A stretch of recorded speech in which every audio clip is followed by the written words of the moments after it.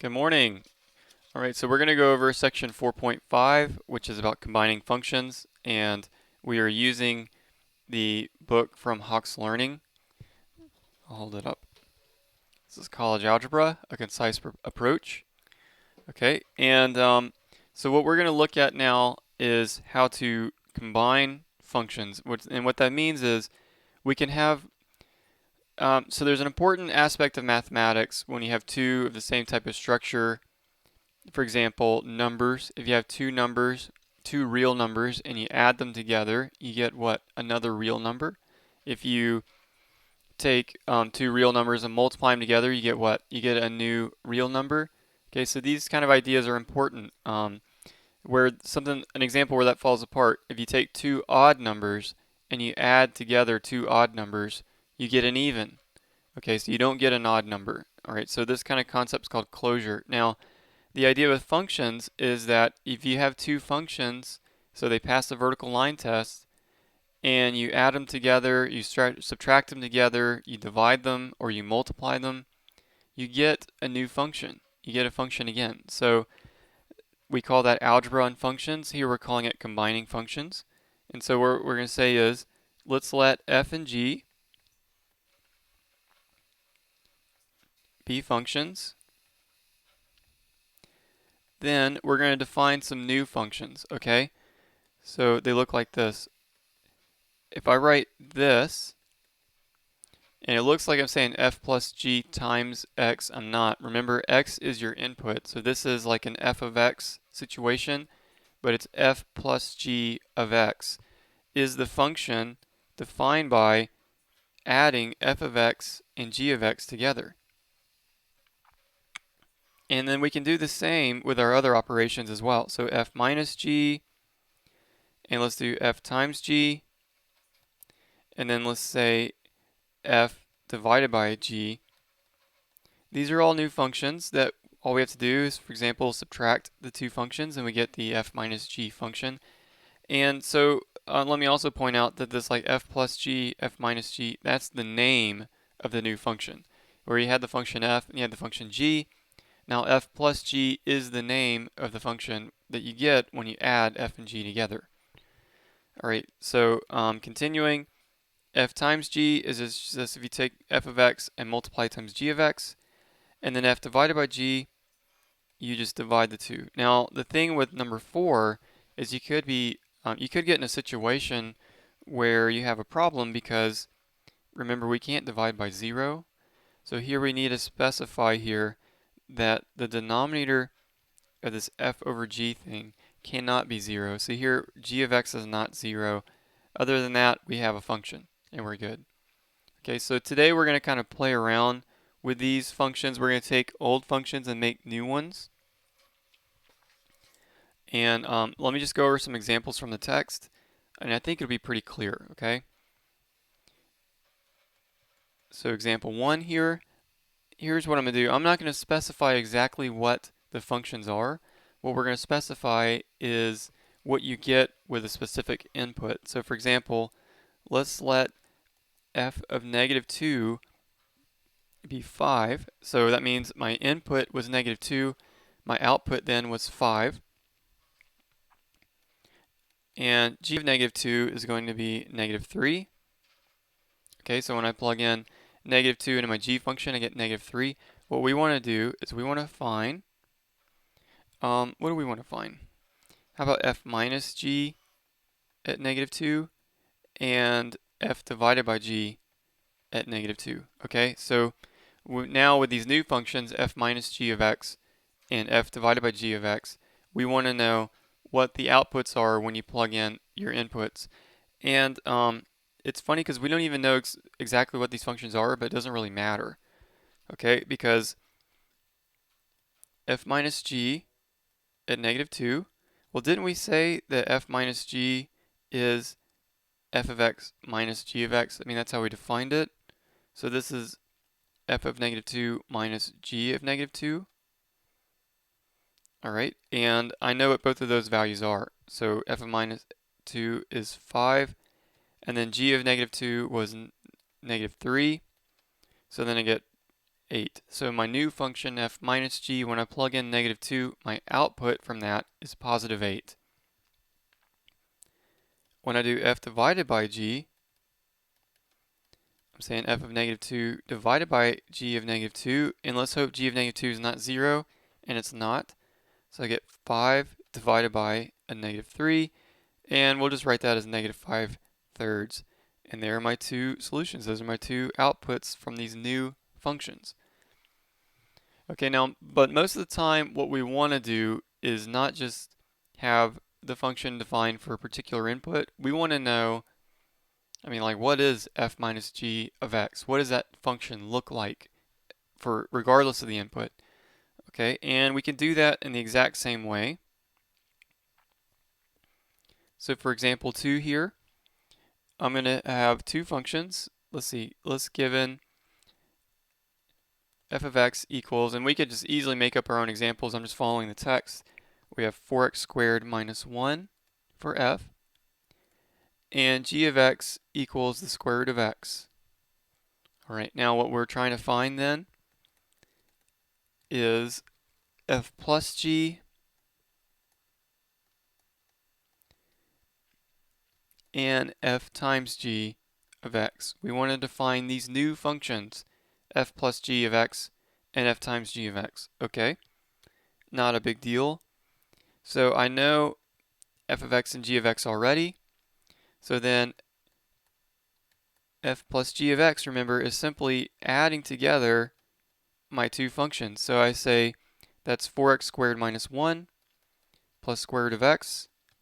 And, well, nothing really combines there. That's my answer. 4x squared minus 1 plus the square root of x. That's it. Okay, so if I do f times g of x, that means f of x times g of x. I'm going to say that's 4x squared minus 1 times the square root of x, like that. And I could leave it like that. If I wanted to distribute this across, if I was going to do that, what I would recognize is, remember, the square root of x is x to the 1/2 power. So when I distribute this across here, remember I have to add the exponent. So here I get 4x to the what power? Well, just a little scratch work here. 2 plus 1/2, that's the same thing as 2 is the same thing as 4/2. So I end up with a 5/2 power minus x to the 1/2 power. Okay, and there's my new function when I multiply. That was my new function when I added. And notice, if we could graph 4x squared minus 1 plus square root of x and 4x to the 5/2 power minus x to the 1/2 power, these would both be functions. They would both pass the vertical line test. Okay, so we really are creating new functions.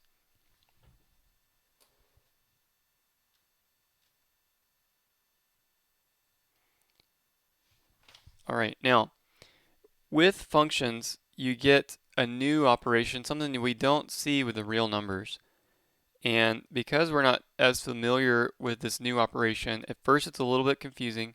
I'm going to try to explain it very well for us.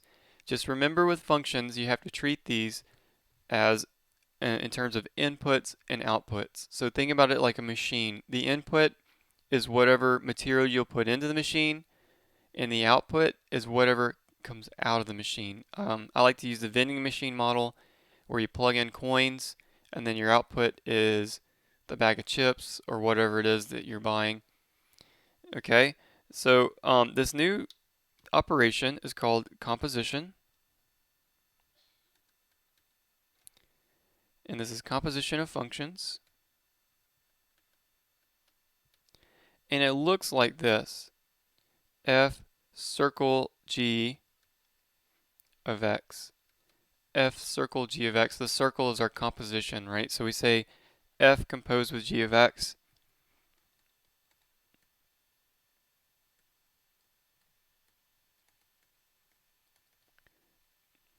F composed with g. And what f composed with g is you're taking the f function and the coin that you put into the machine, the input for this thing, is the g of x function, right? So I take the f of x function and my input is g of x. I'm allowed to do that, okay? I'm allowed to put in whatever I possibly can into the function. The input I want to put into the function is a whole function. And when you do that, you call that composition of functions. All right, and we could also go g composed with f of x, and it's a good question to ask, are these the same thing? And they're not. So with g composed of f, that means you take the g function and what is its input? The input is the f of x function. Okay, I'm going to try to do some examples of this.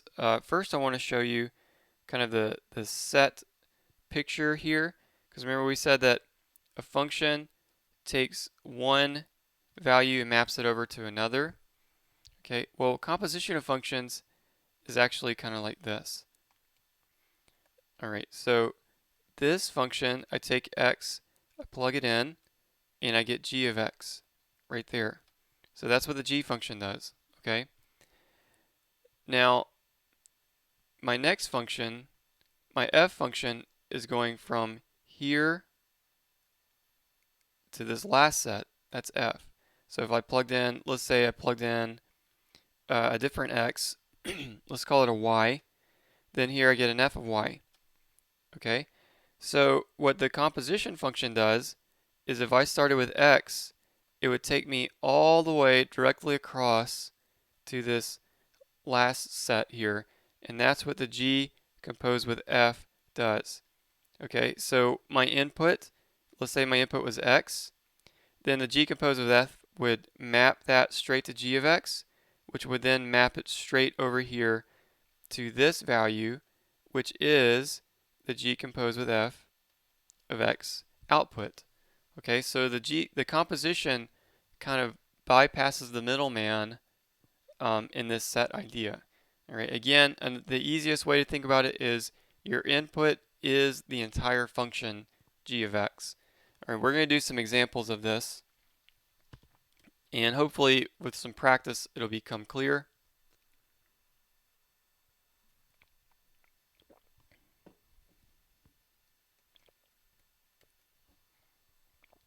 Let's check it out. All right, so here this time we're going to let f of x be, how about just a quadratic x squared, and g of x be x minus 3. Okay, now I want to find g composed with, well, let's go with f composed with g. Oh, and in my example here, did I get that right? I did not. This is not g composed with f. This is f composed with g. And I apologize, but remember, the g represents the function I'm inputting into x, right? So I started with x, and I map to g of x, and then I take the g of x and plug it into my f of x. And so I'm actually looking at f composed with g, and I wrote that backwards, sorry. So here I'm looking for f composed with g,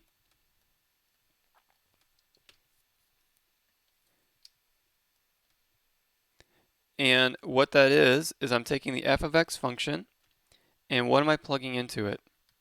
I'm plugging in g of x. Okay, so I wrote it in a different color for this reason. Sometimes to me it's easy to visualize a function in this way. This f of x equals x squared. Remember, the x represents your input, so you could think about it like this. G of some empty box, or not g, sorry, f of some empty box, and then the empty box is what my input should be. So when I had f of empty box equals empty box squared, whatever I plug into that, so if I plug in kind of this purple pink color here into that empty box, then anywhere I had an empty box, I need to plug in that pink color. Okay, if I plugged in a zebra, or let's say a giraffe, if I plug in a giraffe into that empty box, then my output needs to plug in a giraffe in every single empty box. So f of giraffe is giraffe squared. Okay, now I know that doesn't make any sense, but the ridiculousness of the situation kind of helps explain what we're talking about here. So in my example that I have, f composed with g of x, I'm taking the f of x function, and for all my inputs, I'm writing g of x. Okay, now what is f of x? It's x squared. So I'm going to take whatever my input was, and I'm going to square that. So I'm taking g of x and squaring it. And now I can replace g of x with what it's supposed to be, which is x minus 3. And so I have x minus 3 squared. And as a solution, we can just square out x minus 3. And when you FOIL that out, x minus 3 times x minus 3, right? You get x squared minus 6x plus 9. And there's my f composed with g function. X squared minus 6x plus 9. Does that make sense? Maybe not? Alright, let's try going the other way and see if it clears up this idea. So if I take g composed with f of x, what does that mean? I'm taking the g function and I'm plugging something into it. Alright, so I'm taking the g function and I'm plugging in f of x. Alright, so go back to this ridiculous example of the giraffes. So what is my g function? This g of x is x minus 3. So if I plug in giraffe, let's go with elephant this time, okay? So here's my elephant. I'm plugging in elephant. That means my output should be elephant minus 3. Okay, whatever I plugged into the function, I should have that minus 3. Okay, so going back to my example, I have g of f of x. That means I should have, let's see, what do we say? G of x is what? X minus 3. So that's going to be f of x minus 3. And now I can plug in what f of x is. F of x is x squared. So I get x squared minus 3.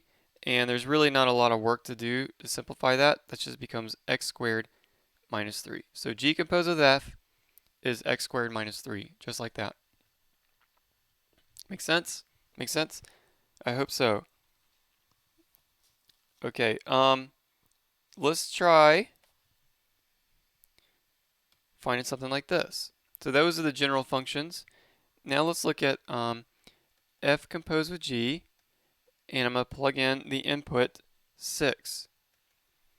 Okay, so I'm plugging in the input 6. Now, we already found the function, so I could just plug in 6 into x squared minus 6x minus plus 9, which we'll do to test, but I want to more check our understanding of the concept. What we're doing is, again, taking the f function, and I'm plugging into the f function g of 6. Right? I'm plugging in g of 6 into the f function. And g of 6 was what? Well, what's g of x again? X minus 3. So I'm plugging in x, which was 6, minus 3. So I'm plugging in f of 3. And f is this function x squared. So 3 squared, you get 9, right? Okay, now let's test to see if that's consistent with what we did earlier. So if I just take my x squared minus 6x plus 9 and I let x be 3, that gives me 9 minus 6 times 3 plus 9. And, well, that gives me 0. Okay, so I made a mistake somewhere.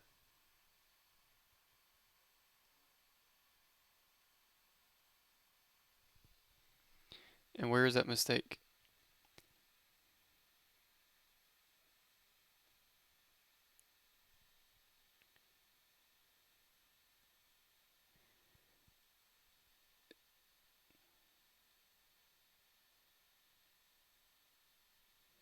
Sorry about this, I'm just double checking my work.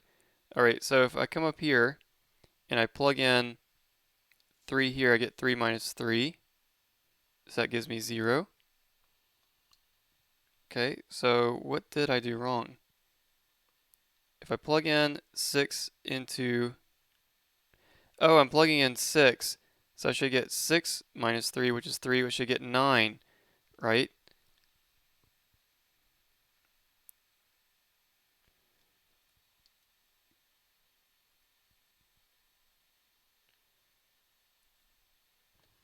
So what is going on here? I made a mistake somewhere. I just can't pinpoint it. Okay, let's see. F composed of g of x is f g of x, which is g of x squared. I agree with that. So that's x minus 3 squared. And did I FOIL it wrong? X minus 3 times x minus 3 gives me x squared minus 3x plus 9. So that's x squared minus 6x plus 9. Okay. Now down here, when I plug in 6 into g of x, 6 minus 3 is 3. And f of 3 would be 3 squared, which is 9. Now if I take... Oh, here it is. Here's the mistake. Silly me. What is my input here? Alright, so this is... And I apologize for fumbling through this so badly. This is f composed of g of x, right? What am I trying to plug into f composed of g of x? I'm not trying to plug in 3, which is what I plugged in here. I'm trying to plug in 6. So instead of... This is not correct. What I should be plugging in is 6 squared minus 6 times 6, which is 36, plus 9, and all that adds up to give me 9. Okay, so I plugged in the wrong value, which is just silly. Alright, so I hope that makes sense. Again, f composed of g of x, we calculated to be this. Okay, so I could do it in two ways now. For f composed of g of x, f composed of g, plugging in the value 6, I could plug in 6 into g of x first, which is going to be 6 minus 3, which is 3, and we get 3 squared is 9. Okay, and I think that 3 kind of got lodged in my brain. The other way is to think that we know f composed of g of x is this x squared minus 6 plus 9, and I'm not plugging in the value 3, which is what I just did. I need to plug in the value 6. 36 minus 6 times 6 plus 9 is 9. Christian, I just saw your comment. Man, I should have paid more attention. You are completely correct. Alright, so if I go to g compose f of 6, let's see if we can figure this one out correctly now. Alright, so what I'm going to do here, again, is I'm going to take f. I'm not going to take f, I'm going to take g. And inside of g, I'm plugging in f of 6. Okay, and we got to figure out what that is. Now, we already found what this function looks like, x squared minus 3. So we can check our work at the end. Hopefully do a better job of it this time. And but first what I want to do is plug in 6 into the f function. The f function again was x squared. So here I'm plugging in 6 squared, which is 36. And so I get 36 minus 3. Isn't that what the g of x function is? X minus 3. And so when I do that, I should get the value 33. Alright, now let's see if we can do this correctly this time. The other way is that we said g composed of f was, what do we say, x squared minus 3.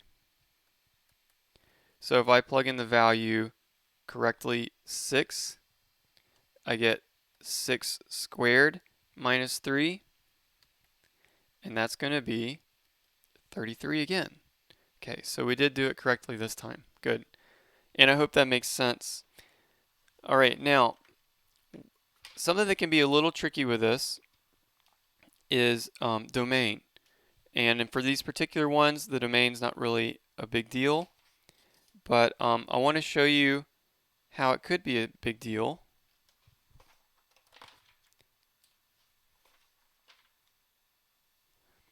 So we're going to look at example 6, and then I'll come back and look at example 5 again, because I want to make sure we get enough practice with these composition of functions. So this is example 6 in the book. We have, let's let f, come on. So we're going to let f of x be x squared minus 4, and g of x equals square root of x. State the domains of f composed with g and g composed with f. Now, if you remember what we mean by domain, let me come over here. A domain, remember, when you map a function over, the domain is the set of valid inputs, the things that you can plug in without breaking the machine, the things you can plug in and still get a correct answer. Okay? And so we have to be careful with that because, in particular here, I notice square root of x can create some problems. The domain of this guy, remember, you can only plug in positive numbers or 0, so its domain is going to be 0 to infinity. You cannot plug in a negative answer, a negative number and get a real answer. Okay, it's going to pop out an error. For f of x, since that's a polynomial, his domain is very safe.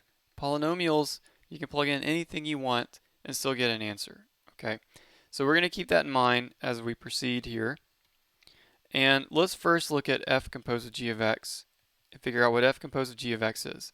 So that means I'm doing what? I'm taking the f function and plugging g into it, right? And when I do that, then that means I take the f function again is x squared. So I'm going to say gx squared minus 4. Gx is square root of x squared minus 4. And so finally, I get x minus 4 because the square root of x squared is just x. So there's my g composed of f function x minus 4. And so when I'm thinking about the domain, what does it look like? It looks like I could say all real numbers, right? Because this is a polynomial. All right, so let's say, here's what I'm going to say. We're tempted to say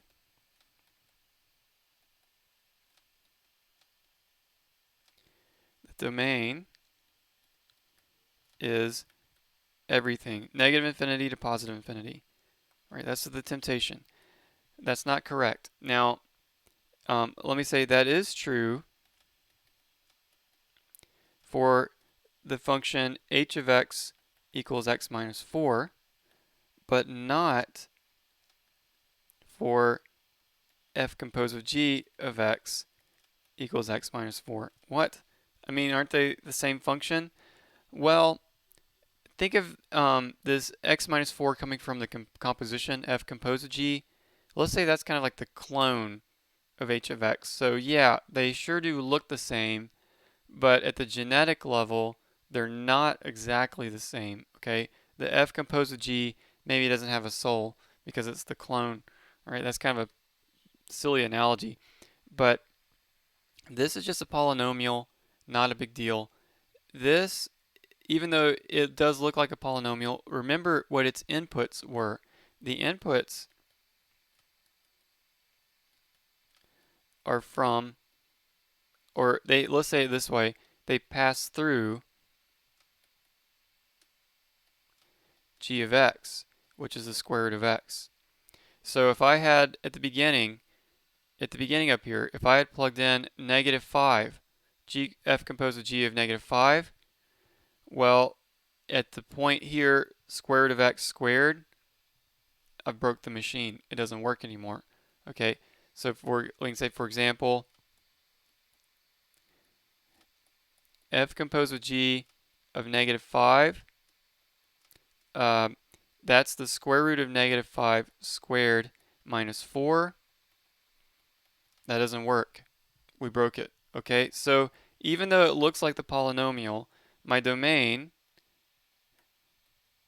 has to satisfy both f and g. Okay, it has to satisfy both f and g. So for that reason, that's why we pointed out the domains at the very beginning. We get 0 to infinity for my domain here. Okay, I hope that makes sense. Now for, let's go the other way. Let's look at g composed of f. And so that means we are going to take the g function and plug in f of x. All right, and again, f of x is x squared minus 4. G of x is square root of x, and anything that's plugged into the g of function is we take the square root of. So we have the square root of x squared minus 4. Now for this particular one, that means that we need the x squared minus 4 to be greater than 0.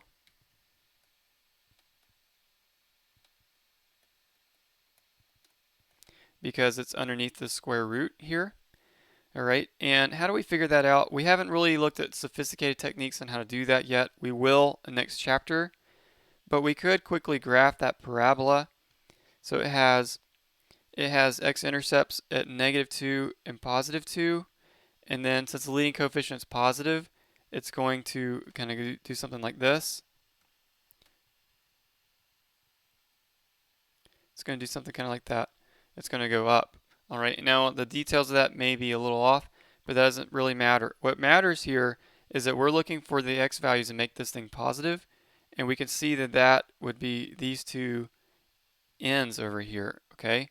So that leads me to say then that x squared has to be greater than or equal to 4, or x has to be, well, I'm taking the square root of both sides, right? So that's going to be greater than or equal to +2, or less than or equal to -2. If you take something smaller than -2 and square it, you have something bigger than 4. Okay? And that's what you can see here in this graph. The graph really highlights this math.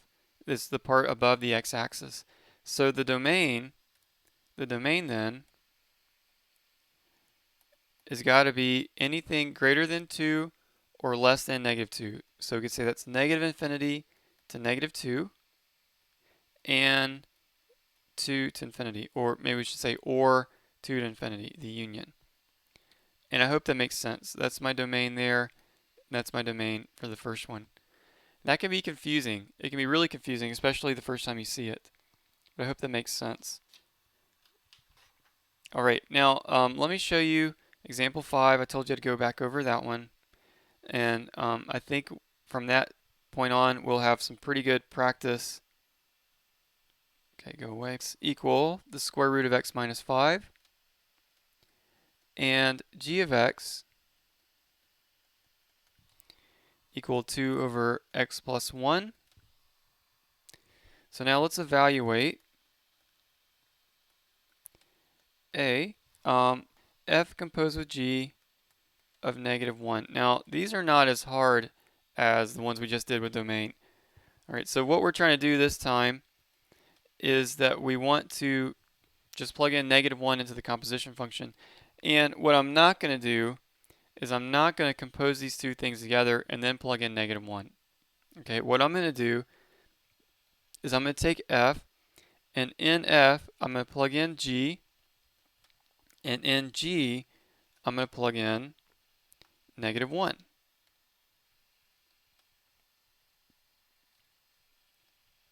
Like that. Okay, so that means then I have f of, well, let's first do the g function. That's going to be 2 over something plus 1, and that something we're plugging in is the value -1. And then we can see here we're going to have an error, right? Because -1 is not even in the domain of g of x. So here we get a problem. We get f of, let's just say 2 over 0, and then that's a frowny face. You can't do that. This is an undefined value. Okay, now for b part, hopefully we can get an answer there. So we have g composed of f of -1. Hopefully this will not fall apart on us like that one just did. So we're going to say g, and in g we're plugging in f,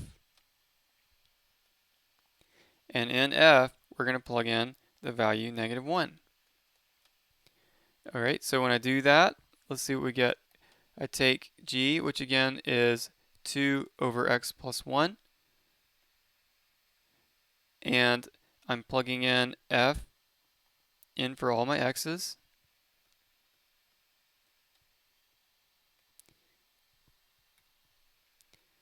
and then I'm plugging in -1 to f. Okay, and then f was what? The square root of x minus 5. So I have 2 over the square root of x plus 5, my input being -1, and then I got my plus 1 here. And I think we're going to be okay on this one. So I get 2 over -1 plus 5 is what? 4. So I get the square root of 4 plus 1, and the square root of 4 is 2. So I get 2 over 3, and there's my value. There's my function value. And I didn't have to actually compose the functions together to do that, even though I almost did here, didn't I? Right here, I'm pretty close to having it composed together. All right, so I hope this makes sense. The adding and subtracting, multiplying, dividing functions is pretty clear, pretty simple, pretty straightforward, because we've had a lot of experience with adding and subtracting real numbers. But where we get this new operation, this composition of functions, that can really expand our thinking in a new way. And it's actually very, very useful. We already saw this earlier when we looked at something like this, what we call the difference quotient. I believe we looked at that last week. And remember, the difference quotient is this f of x plus h minus f of x all over h. And see, look, you have a composition of functions right here. This is a composition of functions. And actually, if you treat the whole thing like a function, that's a composition of functions embedded into a composition of functions, right? Which is very possible. We can just keep composing on and on and on. All right, I hope this makes sense, guys. Let me know if you have any questions, and we'll see you next week.